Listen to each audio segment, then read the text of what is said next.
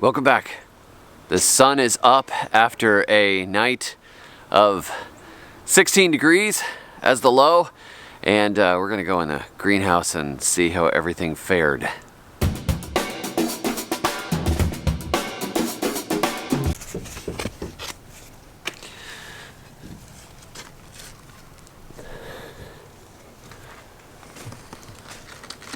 We've got one propane heater going in here. It's just a little one, and it went the entire night on the low setting, but it's not nearly enough for this space in here. It's about 2,000 square feet of space. However, we're not seeing any damage that I see, at least not yet.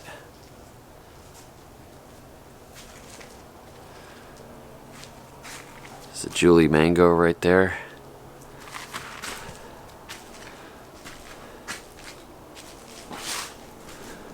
Looks like we don't have any damage. This papaya would be wilted down if we did. It didn't even really rise above freezing all day yesterday. I see a little bit of damage on these yacons. See how the leaves are getting a little bit dark here? It's a sign of frost damage.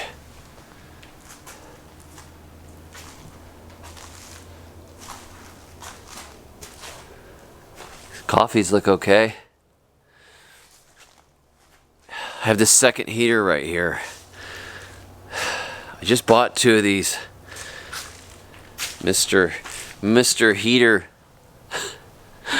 to put inside of Mr. Greenhouse, and this one here I was running yesterday as a test. I ran them both for 20 minutes to see if they were running safely, and this one started to heat up down here and started to turn red, and it started spitting fire out of the top in gouts of flame, and I thought it was gonna explode or reach up and burn the top of my greenhouse. So I was like, okay, God, help me here. I don't want this thing to blow up and kill me. And I ran from the other side of the greenhouse where I was standing, and I turned it off real quick because it was going making these horrible sounds and turning all red down here. I'm like, this thing's gonna blow up. So I didn't trust it, but this one down here is okay. So can't recommend these heaters. 50%, not very good. Looks like the coffees are okay. I hope they're okay. Not seeing any damage here. They have water on their leaves. These barrels did most of the work for us.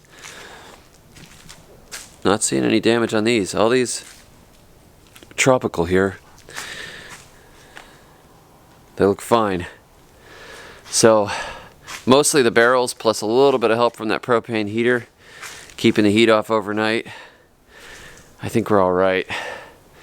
But you know, we have a lot of barrels in here. Each one of these barrels is like an overnight heater. And this works when you have short frost events. If we had, 3 or 4 days below freezing, I don't know. That wouldn't be good.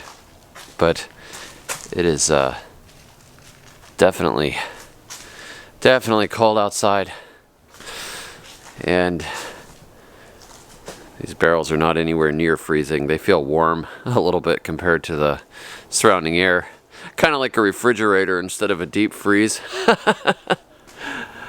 Looks like the bananas that are next to the wall there are still okay. We might have a little bit of frost damage on the leaf that's closest, but I think we're all right. I don't think we lost anything.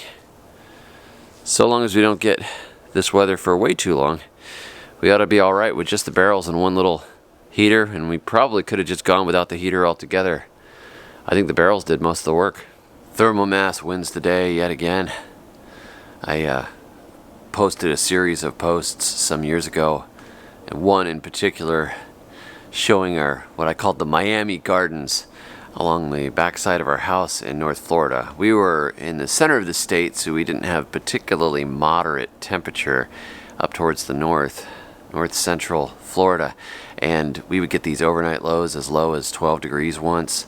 And I was growing key limes outside in the backyard with some guavas, papayas, and some other things, but I was growing them right flat up against the back wall of the house, and I called it my Miami garden because the thermal mass of the house overnight during those freezing nights, plus the little bit of overhang of the roof, was enough for me to have a 2-foot wide strip of tropical plants that never froze. I had longevity spinach and Okinawa spinach and Cuban oregano and other things growing along the ground. It was like this tiny little food forest strip, 2 foot wide. The branches of the key lime were tied back to the wall, and it didn't freeze. So the further experiments I did with barrels in the greenhouse to see if I could keep the greenhouse from freezing thanks to thermal mass worked very well. I had 8 barrels in a 10 by 20 greenhouse, and it never froze. Even through frosty nights, I didn't have any supplementary heat.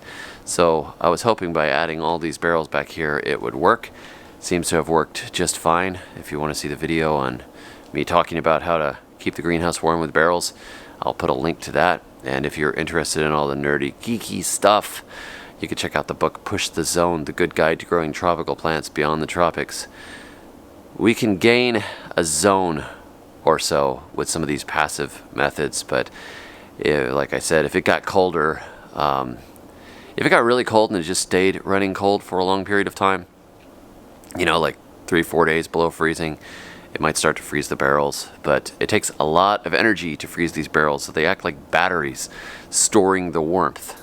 And probably the ground underneath this black plastic does the same thing. So it's just a really passive way to do it. I don't like to have to figure out how to run a bunch of expensive heaters out here. Instead, I've got my $75 heater and then the other $75 heater, which apparently wanted to explode on me. But just the one little heater, that's my, I guess my insurance in case the barrels weren't enough. But it looks like I could have just trusted the barrels, because even at the other end where the heater is not, everything looks like it's not touched. The only thing that looks like it's touched is the Yacon, and that is very, very cold sensitive. So good experiment. I wish I didn't have to experiment with so much nursery stock, but these are the cards that we were dealt. Hopefully in a month or so it'll be warmer. Catch you soon. Until next time, may your thumbs always be green.